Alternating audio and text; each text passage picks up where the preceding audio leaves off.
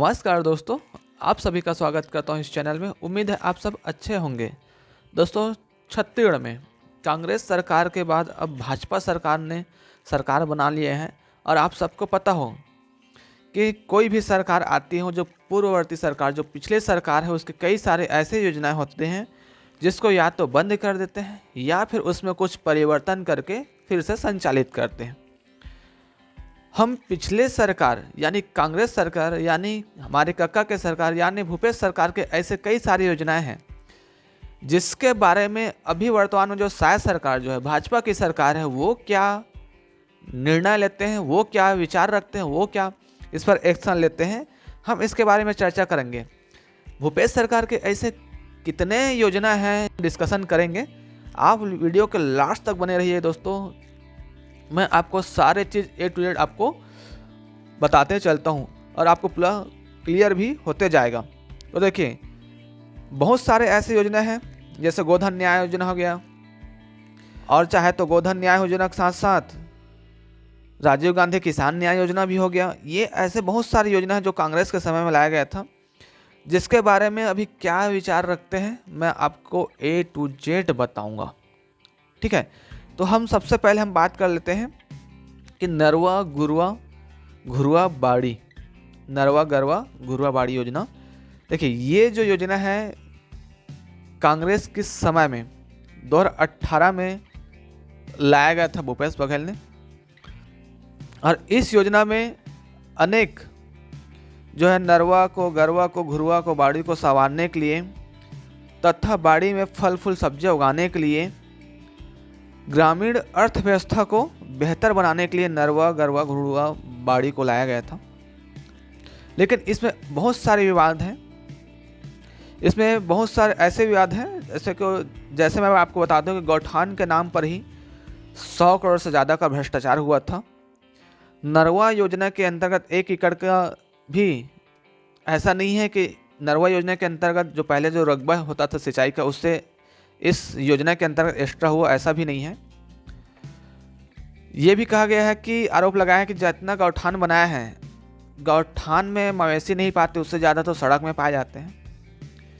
और घुरुआ योजना के अंतर्गत बने गए कंपोजिट खाद को खरीदने के लिए किसानों पर दबाव बनाया गया था। ये जो है भाजपा सरकार ने, आप सबको पता हो कि कोई भी सरकार रहे, विपक्षी सरकार जो है उसका आरोप प्रत्यारोप लगाते रहते हैं। इतने सारे आरोप लगने के बाद अब जो शायद सरकार है इस पर क्या एक्शन ले सकते हैं, तो शायद सरकार जो है इस पर कथित भ्रष्टाचार सामने आई है, साथ में इसका शिकायत भी मिले हैं। तो इस पर विष्णुदेव साय की जो सरकार है वो या तो जांच बैठा सकती है या फिर इस योजना को बंद कर सकती है। दूसरी योजना के बारे में हम बात करें कि गोधन न्याय योजना। तो गोधन न्याय योजना एक फ्लैगशिप योजना है। इस योजना की शुरुआत जो है 20 जुलाई 2020 को हुआ था। इसके तहत पशुपालकों से 2 रुपये में प्रति किलो के दर से गोबर खरीदे जाने थे। इसमें भूपेश सरकार का दावा थे कि इस योजना के अंतर्गत 551 करोड़ पशुपालकों, चरवाहों, गौठानों समितियों तथा महिला स्व सहायता समूह को बांटे गए थे। लेकिन समय समय पर इस योजनाओं को लेकर के बीजेपी ने आरोप लगाते हुए आए हैं। उस समय के तत्कालीन विधायक जो सौरभ सिंह जी ने विधानसभा में 229 करोड़ के घोटाले का आरोप लगाया था। साथ में यह भी आरोप लगाया था कि 3 महिलाओं से 2,82,000 किलो गोबर खरीदा गया, और ये महिलाएं कोई और नहीं बल्कि एक ही परिवार के थे जिनके पास गाय भी नहीं था। अब देखते हैं इस बार जो शायद सरकार है इस पर क्या विचार करते हैं। हम गोबर खरीदी वाला योजनाएं बीजेपी ने अपने घोषणा पत्र में डाला ही नहीं है। हो सकता है जो नई सरकार बनी है तो इस योजना को, मतलब नरवा, गरवा, घुरुआ बाड़ी योजना को बंद कर सकती है। तीसरी योजना के बारे में हम बात करें तो वो है राजीव गांधी किसान न्याय योजना। राजीव गांधी किसान न्याय योजना के अंतर्गत धान खरीदी में समर्थन मूल्य से अतिरिक्त राशि जो है सब्सिडी के रूप में किसानों को राजीव गांधी किसान न्याय योजना के तहत दी जाती थी। 21 मई 2020 से इस योजना की शुरुआत किया गया था। तत्कालीन सरकार मतलब कांग्रेस सरकार का दावा था कि 24 लाख किसानों को 21,913 करोड़ रुपए इस योजना के अंतर्गत दिए गए थे। उस समय जो इस योजना को लेकर के, राजीव किसान न्याय योजना को लेकर के केंद्र और राज्य के बीच में हमेशा से खींचतान बना रहा। अब हम बात करें कि इस योजना को लेकर के, तो बीजेपी ने किसानों को प्रति एकड़ 21 कुंटल धान को 3100 रुपये प्रति कुंटल में खरीदने का दावा किया था, और एक बार में, मतलब एक ही बार में देने का वादा किया था, मतलब उसको किस्त में नहीं दिया जाएगा। तो इस तरह से अब समझा जाए कि जो शायद सरकार है राजीव गांधी किसान न्याय योजना को बंद कर सकती है ना। उसके बाद मैं आपको बता दूं कि राजीव युवा मितान क्लब, ये एक ऐसा योजना है जिसमें कांग्रेस सरकार की इस योजना के तहत 13,242 राजीव युवा मितान क्लब का गठन किया गया था, और हर साल इस क्लब में 1 लाख रुपये आवंटित किए गए थे। मतलब हर साल जो है 1 लाख रुपये इस राजीव युवा मितान क्लब में जाता था, और इसके पैसा को खेल, सामाजिक और सांस्कृतिक गतिविधियों में उपयोग किया जाना था। इस योजना के अंतर्गत 4 लाख सदस्यों को जोड़ा गया था, और लगभग 132 करोड़ बांटे गए थे। इस योजना के अंतर्गत बीजेपी ने यह आरोप लगाया था कि प्रदेश के युवाओं की जगह कांग्रेस के कार्यकर्ताओं ने इसमें ज़्यादा पार्टिसिपेट किया और उसको बांटे गए थे। दुर्ग, भिलाई, बरेला जैसे जगहों पर कुछ कांग्रेसियों ने अपने परिवार के सदस्यों के नाम से क्लब बनाकर पैसे ले लिए थे। अब इस योजना के अंतर्गत देखा जाए तो सरकार ने बहुत प्रकार की अनियमितता पाई थी। शायद सरकार इस योजना को बंद कर सकती है। वैसे भी योजना को लेकर के बहुत सारे विवाद जुड़े हुए हैं।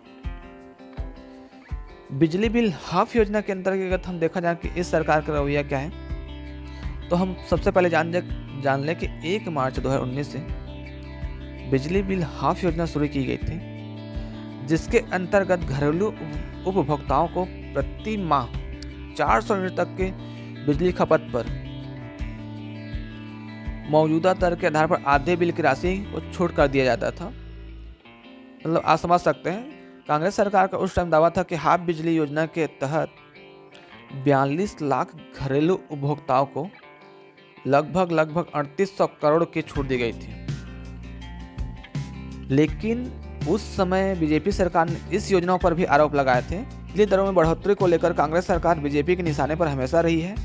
सूत्रों के माने तो जो नई सरकार है, जो सहायक की सरकार है, इस योजना की समीक्षा करेगी और इस पर बंद रखना है कि जारी रखना है, इस पर फैसला लेगी। लोकसभा चुनाव तक ये योजना बंद नहीं होगी, लेकिन योजना का नाम बदला जा सकता है क्योंकि आने वाले समय में लोकसभा चुनाव है। तो उस समय तक इस योजना को शायद बंद ना करें, ये चालू रहे तो ऐसा हो सकता है कि इस योजना का नाम को बदल के रख सकते हैं। सबसे बड़े इम्पॉर्टेंट हमारे छत्तीसगढ़ में एक योजना है। वो योजना क्या है? Swami Atmanand English medium school. 1 नवंबर 2020 को भूपेश सरकार ने Swami Atmanand English medium school खोलने की शुरुआत की थी, और उस समय से लेकर के प्रदेश में अब तक 726 स्वामी आत्मानंद इंग्लिश और हिंदी मीडियम स्कूल खोले जा चुके हैं, जिसमें 377 इंग्लिश मीडियम हो गए हैं और 349 हिंदी मीडियम। मतलब आप सोच सकते हैं, इसमें लगभग 4,21,000 बच्चों का दाखिला हुआ है। इसके अलावा 10 जिलों में Swami Atmanand English medium college खोले जा चुके। लेकिन मैं आपको बता दूं कि इस योजना को बीजेपी सरकार ने भी निशाने में लिया है। बहुत सारे एडमिशन में गड़बड़ी को लेकर भी शिकायत किए हैं। स्कूल में कांग्रेस समर्पित लोगों के बच्चों को एडमिशन दिए जाने का आरोप लगे हैं। साथ में स्कूल में शिक्षक भर्ती में गड़बड़ी हुई है, ऐसा आरोप लगे हैं, और शिक्षा की गुणवत्ता को लेकर कई सवाल खड़े हुए हैं। अब इस योजना को लेकर के, स्वामी आत्मानंद स्कूल योजना को लेकर के, जो शायद सरकार ये सोच रही कि या तो हम इस योजना को नाम को बदल करके स्वामी विवेकानंद रखने की सोच रहे हैं, ये गुप्त सूत्रों से जानकारी मिला है। साथ ही शिक्षकों की भर्ती हुआ है उसके बारे में जांच बैठाने की भी सोच रहे हैं। और एक महत्वपूर्ण इम्पोर्टेंट योजना है राजीव गांधी भूमिहीन कृषि मजदूर न्याय योजना। इस योजना के बारे में आप सब जानते होंगे। ये एक ऐसा योजना है जिसको 1 सितंबर 2021 से इसकी शुरुआत की गई थी, और उस समय कांग्रेस सरकार का ये दावा लगाता था कि 5,63,500 हितग्राही जिन्हें 758 करोड़ रुपए का भुगतान किया गया है, हितग्राही को लगातार सालाना जो है 7,000 रुपये किस्तों में दिए जाने का प्रावधान। इस योजना के तहत पौनी पसारी के व्यवसाय से जुड़े कामगारों के अलावा बैगा, गुनिया, पुजारी, हाट, पहरिया, बाजा, मोहरिया जैसे हितग्राहियों को फायदा दिया जा रहा था। बीजेपी ने अपने घोषणा पत्र में दीनदयाल उपाध्याय कृषि मजदूर कल्याण योजना के तहत भूमिहीन खेतीहर मजदूरों को सालाना 10,000 की आर्थिक सहायता देने का ऐलान किया है। इसका मतलब ये मान के चलिए कि राजीव गांधी भूमिहीन कृषि मजदूर न्याय योजना के स्थान पर अब ये दीनदयाल उपाध्याय कृषि मजदूर कल्याण योजना शुरू हो। अब मेन इंपॉर्टेंट बात है हमारे आस्था को लेकर के, वो है राम वनगमन पर्यटन परिपथ। कांग्रेस सरकार ने इस योजना को शुरू किया था और इस परिपथ के तहत 137 करोड़ रुपए और 45 लाख की लागत से शुरू की गई थी। उस समय भगवान राम के वनवास के दौरान 14 सालों में से 10 साल बिताए थे, जिसमें से छत्तीसगढ़ में भगवान राम से जुड़ी ऐसी 75 जगहों को चिन्हित किया गया था। उन 75 जगहों को जो है पर्यटन बनाएंगे करके, लेकिन इस पर जो है बीजेपी ने समय समय पर आरोप लगाया है। आरोप इस प्रकार लगाए थे कि विधायक अजय चंद्राकर ने राम वनगमन पथ पर सवाल खड़े किए थे। आरोप लगाया कि राजनीतिक फायदा लेने के लिए भूपेश बघेल नए इतिहास लिख रहे हैं। राम वनगमन पथ में जिन स्थानों को शामिल किया गया उनका जिक्र आज तक हुए शोधों में कहीं नहीं है। इस योजना में शामिल चंदखुरी में स्थापित भगवान श्री राम की मूर्ति को लेकर भी विवाद हुआ है। मतलब ऐसे अनेक सारे विवाद होते हुए आए हैं। अब देखे जाए इस योजना को ये सरकार क्या करेगी, तो इस पर रिसर्च करने की सोच रहे हैं और साथ में कुछ बदलाव करके इस योजना को आगे बढ़ाया जाएगा। अब इतने सारी योजना के बारे में मैंने आपको पूरा डिटेल से बताया हूँ। आपको पूरा समझ के साथ साथ पूरा क्लियर आ ही गया होगा कि कोई भी सरकार हो, पिछले सरकार की योजना में या तो कुछ चेंज करते हैं या तो उस योजना को बंद करते हैं। ऐसे बहुत सारी योजना है जो सरकार जो है चेंज करेंगे और कुछ को बंद भी करेंगे। ये हर सरकार में ऐसा है। ये मैं आप सबको हमारे राज्य के साथ हमारे देश के सबसे प्रतिष्ठित अखबार दैनिक भास्कर के माध्यम से मैं आप सबको जानकारी प्रोवाइड कराया हूँ। मैं ऐसे ही इंपॉर्टेंट जानकारी आपको मैं समय समय पर देता रहूँगा। यदि आप मेरे चैनल में पहली बार आए तो इस चैनल को लाइक, सब्सक्राइब, शेयर करना ना भूलें। मैं आपको मिलूंगा नई वीडियो में, तब तक के लिए जय हिंद।